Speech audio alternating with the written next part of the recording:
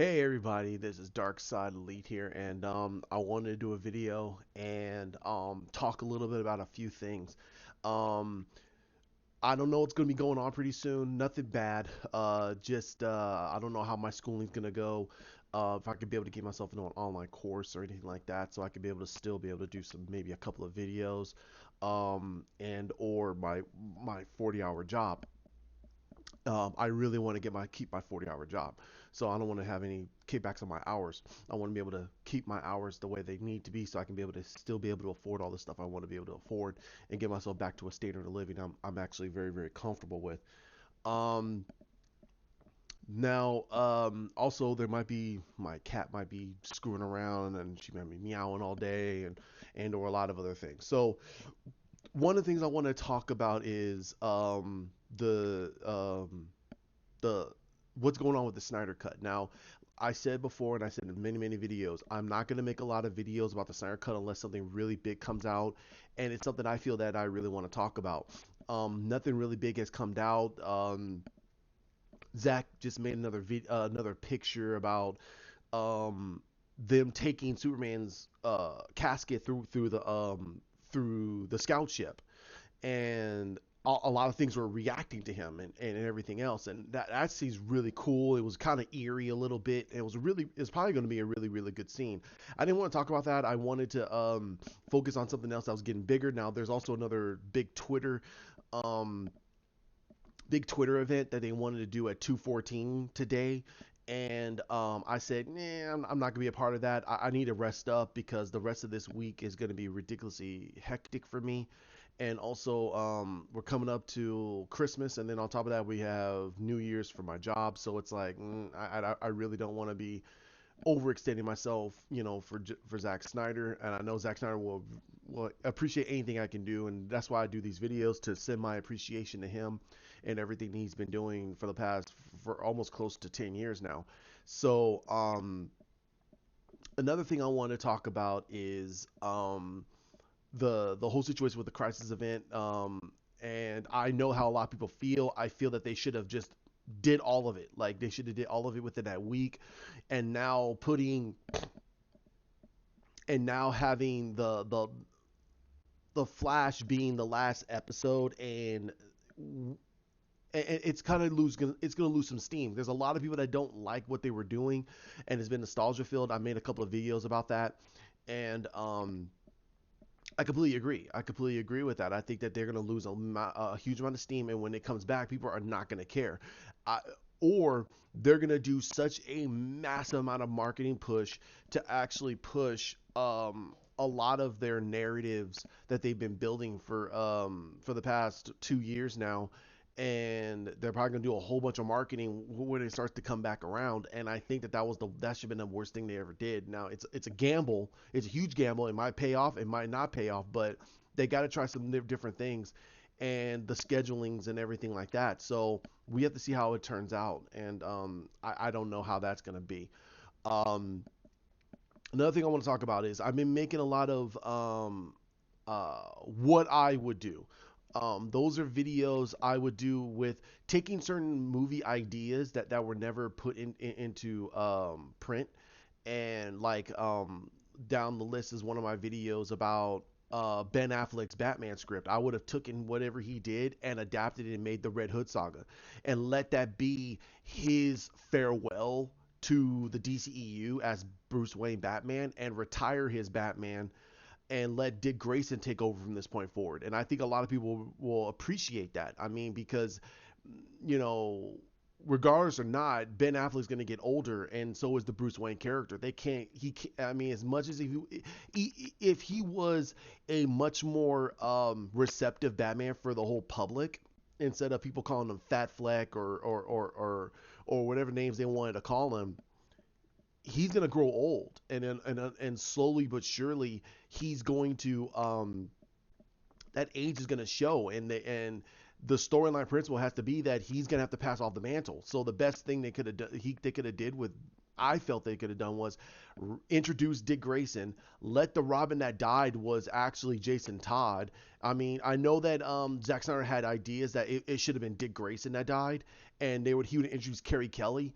I would have said no. We're not doing that. We are not definitely doing that because um, the Carrie Kelly character is a pretty cool character, but it's not wide known. And it's time that I feel it's time for people to see Tim Drake. I think that having a live action Tim Drake is much more beneficial to the character than having than anything else, and having his three original sons before they even concepted Damian Wayne is a lot more beneficial for all three of them than having um no one know who the heck Tim Drake is. They all go Tim Drake, who the heck is that? But they know who Damian Wayne is, and I think that that is a bad representation to DC, and I feel that that is a gross misinterpretation of the Bat Family because when people start talking about the Bat Family, they don't mention Tim Drake, and that is by far the worst thing. I mean, everyone knows who Jason Todd is. He's the Red Hood. They know who he is, but they don't know who Tim Drake is, and that's shameful. And Tim Drake was his Robin from 1992, I believe, till like 20 for almost 10 years, for over 10 years. So I mean, Jason Todd wasn't even his Robin for maybe about 6 or 7, but but his one of his best Robins was the Robin he didn't even want. He went out. He Dick Grayson was Dick Grayson. The way they constructed Dick Grayson's story, Dick Grayson was a self-reflection of Bruce. So Bruce felt he had to bring him in. He had to bring him into the fold. Jason Todd, he just landed on his doorstep. Same goes for Damian Wayne. Damian Wayne was thrusted onto his doorstep. But Tim Drake, he never wanted Tim Drake. He never wanted Tim Drake anywhere near this whole lifestyle. Tim Drake was one of those characters that everybody, he is he is an underground hero that people just don't know, and it's going to be very scary to see what they do with his character now. Brian Michael Bendis, I don't know what he's going to do with it, but I don't want to get into a tirade about that. I think that we have to see how it all unfolds, and then the Tim Drake community, the people that love Tim Drake and love the Bat Family, if they kill Tim Drake, it's gonna be a riot. It's gonna be one of those things that happened in the X-Men when they killed Cyclops for the first time in the comics, and people were like, "What?" Because Cyclops was considered he was considered a prick in the comics. He was a massive, massive prick. People didn't like him very much. They thought that he was arrogant, he was self-centered, and this and this and this. He was layered as this very, very linear a-hole that people just didn't like. But the moment he died, boom, there was a massive levels of complaints by the people in the community by Cyclops' death because it's the silent people, it's the people that are silent that makes the bigger impact because the moment because listen, there's a reason why they brought Tim Drake into the Young Justice. His character was very pivotal in the Young Justice and the Teen Titans. And if they kill him off, do you no, there's going to be a huge amount of people going to be mad. There's going to be a lot of people who are silent and mad. People who like Tim Drake and they still like Damian Wayne and all these other characters. Listen, I can make my complaints um about Damian Wayne, but I can't take away the fact that he is Bruce Wayne's son. We can't. That's Bruce Wayne's legitimate child. That's his blood child. That is the future Wayne. The only problem I have with this character is he's too much like Bruce and he's too much like Jason Todd. He's a loose cannon. And people don't understand that the main reason why Jason Todd was killed is the fact that two things. One, he was too much like Bruce Wayne, and three, DC just basically at the time when they constructed his character, he had almost the same type of a backstory as Dick Grayson. They were trying to reinvent Dick Grayson, but give him a more of an edge to fit towards the way they want to build Batman. And they built him more like Batman, but with the backstory of Dick Grayson. Then they reinvented it and gave him more of a street urchin backstory, and people still didn't like the character, and they voted him dead in the most brutalist of ways. Fans basically murdered Jason Todd, and the worst thing they could ever do with the character. I mean, the worst thing they could do with Tim Drake's character is build him up and then kill him off. And I guarantee you, a lot of people, even myself, will complain. I will complain till I am blue in the face about how stupid they did this. And I know general fans are gonna be like, whatever, dude. They're gonna just bring him back. Not if they don't want to. There's a reasoning why they kill off certain characters and they bring them back because people complain. It's part of an arc. But if Tim Drake cannot sell, they will kill him off. They will use him as a plot point because Tim Drake putting him into the Young Justice brings in people that love Tim Drake. That's what it is. And if they start writing his character to plug any holes and to tie up any loose ends, and they get that feeling they're gonna kill him off, watch how fast they're gonna plummet the comic. They're not gonna read the comics anymore. They're not. And people don't realize the other thing is that Tim Drake's death, his first death in the Batman comics, it broke Bruce. It broke Bruce. Bruce was a broken man because of Tim Drake's death. Because Tim Drake went out like a true hero, and he went out the way that even Bruce knew that that he would go out. He sacrificed himself to protect all of Gotham, and that's what broke Bruce. And even Damian, Richard, and even Jason, they were all heartbroken over this. They were all heartbroken. Damian did not realize that how much Tim meant to this whole family. To him it was mind-boggling because no matter what happened, there were a lot of times that he butted heads with Damian. Damian and Tim butted heads a lot, and it was more in the fact is that,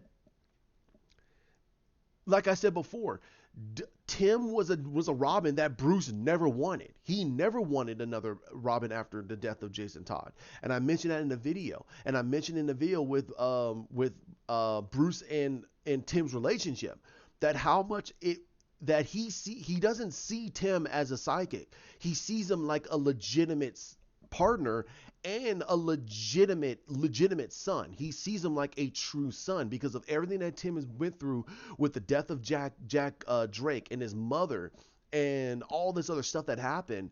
Not in Rebirth, not in New 52, but in the original comics, it grew their relationship. But in the New 52, we know that both his parents are alive. They're in witness protection. They're in the witness protection. I think it's because of Penguin. But I gotta get that comic back and read that comic again. But there's supposed to be a new witness protection, and Bruce Wayne adopted him, brought him into the fold, brought him as a ward. So he put him. So there he got trained by Bruce for 2-3 years, and he became his own hero as Red Robin. They kind of rush jobbed a lot of their stuff. They said that Bruce was that good of a teacher to get them to a point where they could become great heroes on their own. Even though Richard's been with Bruce for 6 years and Jason was with him for 4. And then they said that Tim was only with him for 2 years because Bruce was still a young man at this time. So they're kind of hinting that when Bruce met Richard, he met Richard within his first couple of years when he was Batman. So there was a lot. There was a lot. So that's the whole thing, and I hope that a lot of you understand that, man, there's a lot of stuff going on, and I'm gonna try to cover as much as I possibly can. I got my personal stuff I want to take care of, and there's a lot of things I want to personally take care of in my home, and then my own personal life, and also I do want to make videos and do a lot of these story ideas that I want to get out there. I personally don't care if somebody wants to take them. I honestly don't. I really don't. I'm not into business. I'm personally not into business, the movie business. My buddy, we all know Hawk. Hawk wants to get into this type of stuff.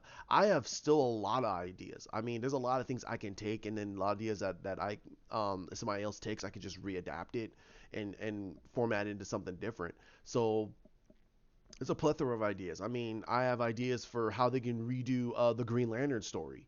I can have ideas for how they want to introduce Kyle Rayner, John Stewart, and even Guy Gardner and Hal Jordan, and how they can slowly introduce Simon Baez and Jessica Cruz.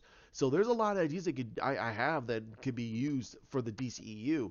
I have ideas for how they can introduce Plastic Man into this whole situation, how they can introduce the Justice Society, because they could easily do the Justice Society built on the basis of another of multiple dimensions, like an alternate dimension. And I have plenty of ideas for that, and how they can coincide this whole things together. Um, and there's a lot of things. There's a lot of things now. Also, I want to talk about the DC streaming service. Now, the DC streaming service is doing a lot of things to make sure that people can come back. Now, a lot of people don't understand, and that's why I don't listen to Pagey. I don't listen to Boba Talks when it comes to certain things. I definitely don't listen to Pagey because he's in New Zealand and he's not here in America. He doesn't understand what's going on. He truly doesn't understand the business. He's only getting little tidbits and he's making his own opinions. That's fine. That's truly fine. But I'm seeing it from a point of view that yes, I'm making my own personal opinion, but I've been normally right about a lot of it. Some of it I've been off, but a lot of them are normally right. The DC streaming service is not going anywhere. The reasoning why they're moving like Stargirl, they're moving Stargirl over to CW is because they feel that Stargirl is more of a CW network that people can watch. And also, it doesn't fit the narrative that they have on the DC streaming service. The DC streaming service has more adult oriented content.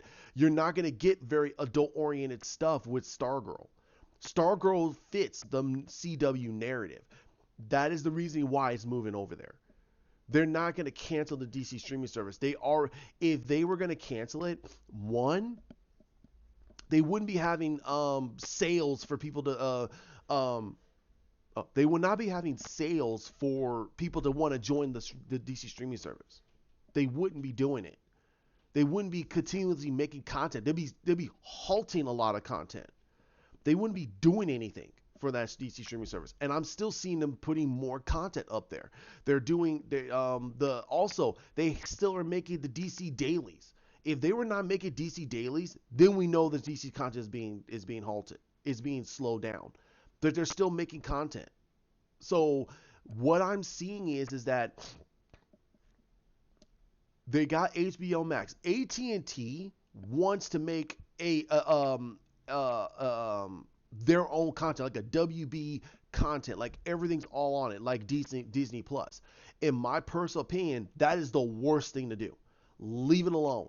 Let Disney do their thing. Do not do the Netflix thing. Do your thing. The thing that they need to do is keep the content, keep DC streaming service moving, keep making get them comic books digitized and put on there. People are gonna want to read those comics. Get the stuff off of Comixology. Get it off of there. Because why the heck is somebody gonna pay $10 for all the comics? And hey, you want to read, you want DC stuff? You come over to DC. I know that before I said that. Hey, you know what? Having it all in one is really cool, really good business. It gets it out there. But no, no, no, no, no, no. If people are gonna do their own brands, Disney is gonna pull everything off of everywhere. Like pretty soon, you're not gonna see Marvel stuff on Comixology. Pretty soon, you're not gonna see Star Wars stuff on Comixology. Anything that's Disney related is gonna get pulled off of there, and it's gonna be put all on their stuff. They're going to see how strong it is to have their comic books all on one platform and people can have access to it. You can get all of Marvel's stuff, all of it, going all the way back. Whatever is digitized and put on there, it's all on there. I was considering getting it until the DC streaming service came out, and I was like, I was going to get the comics. I'm willing to wait. As long as I know that they keep putting in more comic books, I can pop it on my phone and read comics if I want to. I could download it onto my phone and actually just read the comics. I can actually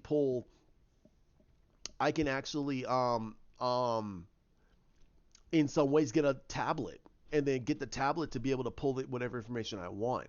Those are small little things that I feel that DC could easily do to start slowly cornering the market. Disney can't do that. They got themselves stretched far too thin. If you really think about it, they do. So, the DC streaming service is not going anywhere. If somebody's telling you, "Oh, no, they're canceling it," BS. They're just trying to get you to get clicks. They're not going anywhere. They're still making content for it. Young Justice is coming out with a season three. If they said we are moving the Young Justice, that's when you know the DC stream service is going to be gone. If they're talking about Titans season three. If Titans is moving over to HBO Max, that's when you know the DC streaming service is ending. They're move they're not gonna move the DC streaming service content. All that stuff on DC streaming service is all adult oriented. They want to have different oriented content for everywhere. So they get you to get HBO Max if you want to watch this Green Lantern stuff. If you want to watch the new Harley Quinn animated series. I watched a little bit of it and it's like a DC version of Simpsons. That's pretty much what it is. It's very very cartoony and very adult. I don't think they're gonna show nudity or anything. I just think they have this gratuitous violence. That's it. Like it just has no it has strong graphic. That's all it is. It's strong graphic. I don't think it has gratuitous violence or like decapitations or anything like that. I don't know. I don't know. But we have to. I don't know if I can sit through it. I really honestly don't know. I listened to Haley Kuko's version of Harley, and it's not that good. I don't know. It's just to me, it's just not for me. It's really not for me. I think they should just hired Tara Strong. They should just hired her and just say, hey, no, here you go. You're a more. Everyone knows Tara Strong's voice as Harley. They all know it, and they all respect it because it's close to Arlene Sorkin's, and it's a phenomenal job. And they could pay her whatever the hell they want. They could pay her high because that means she's not going anywhere. She's DC. She's all DC. I don't understand. She does voices on Young Justice. So I don't understand. To me, I don't understand. So I mean, from a business standpoint, I would have just gotten Tara Strong to do Harley's voice, and just got what was it, John DiMaggio to play the voice of the Joker, because you can't get her Mark Hamill, because that means that cartoon is going to cost a lot of money to get done. And then people are gonna be like, okay, well then that means you have to get Kevin Conroy. No, that means that honestly, that means you're gonna be screwing itself up. Getting Tara Strong to do the voice for Harley doesn't mean they have to get Mark Hamill. They don't have to get Mark Hamill because it was Arlene Sorkin and Mark Hamill that made the duo for the animated series. But Tara Strong, yeah, she did it for the video games because Arlene Sorkin retired. Arlene retired from acting. She's done acting. So, but that's here or there. We have to see how they do this. Some people are liking it, some people are not, and that's perfectly fine. I mean, I think that it's for a certain crowd, and that's good. That means it's getting content. That means people are watching it, and that's good. Let them watch it. The only thing I would suggest for DC to do is get Swamp Thing back on the air. Get Swamp Thing back on the air and leave it the hell alone. No, I think they left it alone perfectly well. I just think that they just got screwed because of North Carolina, the whole situation that happened. There are talks about what happened, and I think that if you look around, a lot of the people like Boba and Paigey and I think a few others, they're right about what happened, and I suggest go watch their videos on that. But I don't want to cover it because it's just heartbreaking to see that this show was that good, and it got screwed. It got screwed real bad. And I think that that's the one thing I suggested them to do. Get Swamp Thing back on the air. The moment if they announce a Swamp Thing to go on the DC streaming service, it's on. They're not going anywhere. They need to announce a Constantine to go onto the DC streaming service. If they get a Constantine, it's very adult oriented. It's close to exactly what they did at NBC, but they take it a little bit further because NBC is a network and they can't push those envelopes. They could do it on this DC streaming service, but bring back that cast. Watch that show get so many freaking views. I will watch the show. My buddy Hawk would watch that show. He loved that show. He hated one of the actors on there, but who cares?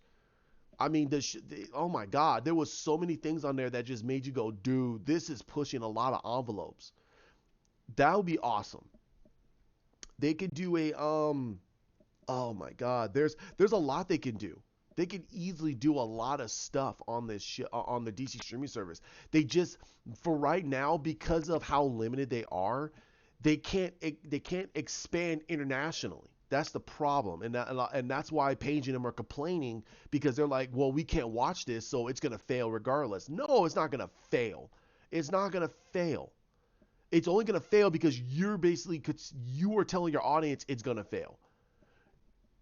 No, it's not going to fail. It's going to do very, very well. That's why AT&T and T and them are trying to do the HBO Max so that you guys can get this other levels of content. They're going to share the content for a lot of the DC streaming service stuff so you can watch it on both platforms. They don't want to get rid of the DC streaming service because they got all the comic books on there. They got comic books. They got the DC Daily. They got all this other stuff. If you guys can't watch it, dude, that tough noogies sometimes. It's tough noogies. It sucks.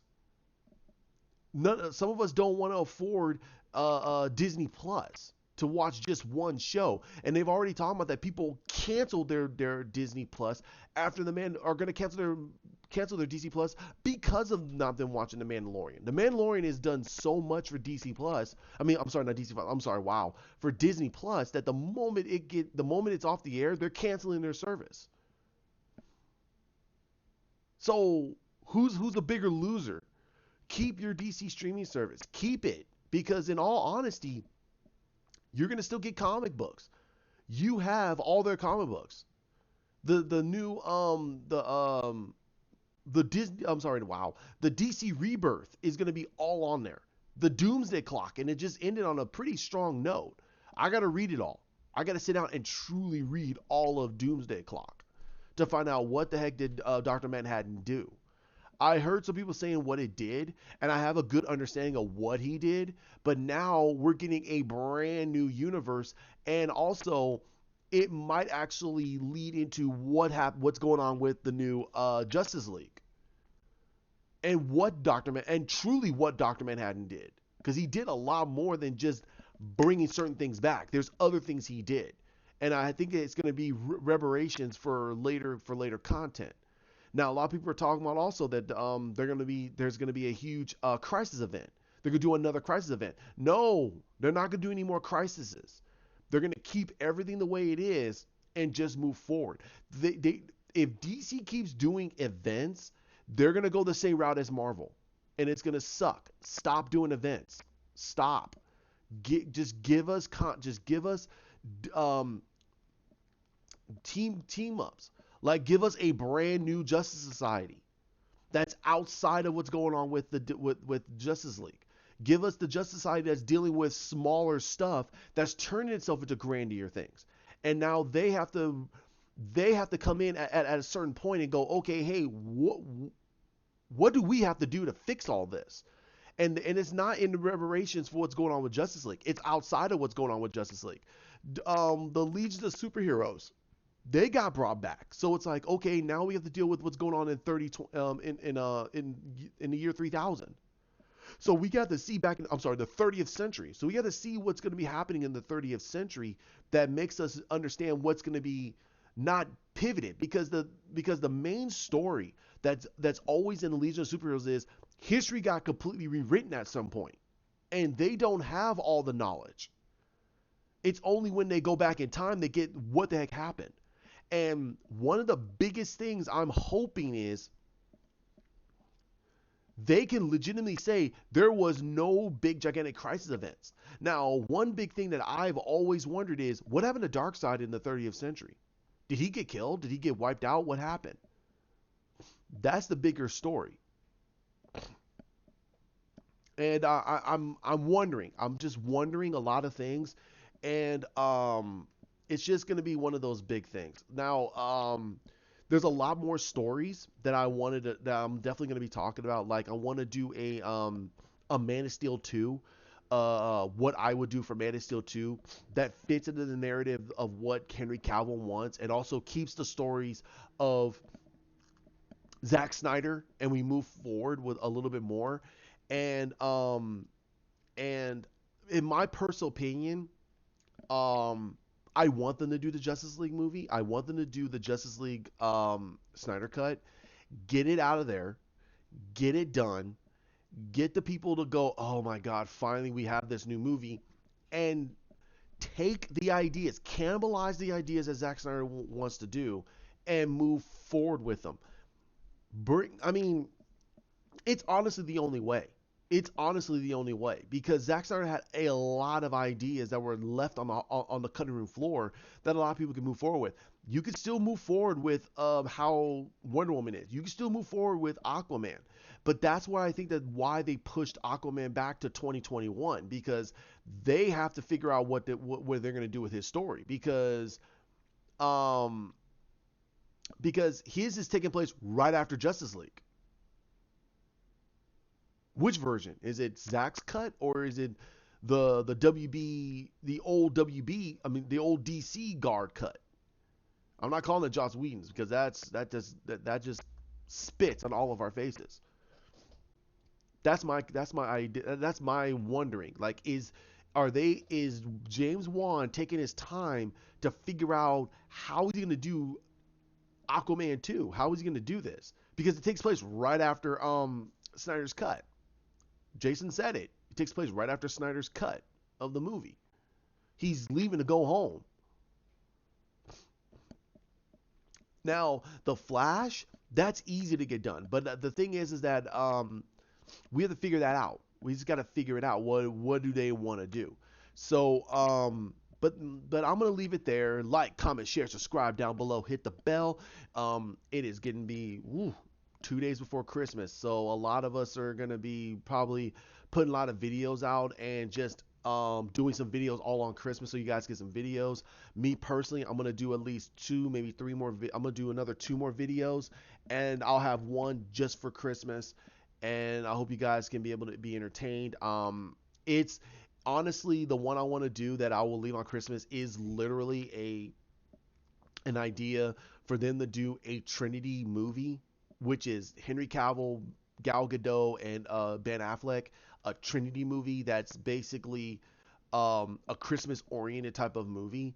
And how does that reflect for each one of them? Because this is something that we don't really know about these three characters, and they're supposed to be the old guard of heroes. Now they're going to be they're being the mentor heroes for all these new heroes. And I want to do a Trinity movie of talking about what, and it's keep it like Snyder, keep it very deep. There's a lot more nuance there, and but also there's some levity because of Superman. There's some levity because of Wonder Woman, but you keep the groundedness because of Batman. And there's aspects there, and also you're getting the self reflection for their enemies, where you got the Joker, you have Lex Luthor who's still on the run, and you have Circe, and I'll introduce Circe, and that's one of the things of what the heck is going on, like what's going on in this movie, and how does it lean towards the bigger grandeur of the DC movies, and how, again, how I would do the next Man of Steel movie, and that's gonna be the next video I'll have out that I'm gonna be doing pretty soon. That no, I'm gonna be doing like in about a few, because I'm gonna do that movie pretty soon. So, like I said, just give me some time. Like I said, there's gonna be a lot of stuff that's gonna be happening pretty soon. But I'm definitely gonna try to get some videos out as soon as I possibly can. Thank you very much for joining me. You guys have a great one, and happy holidays. Bye.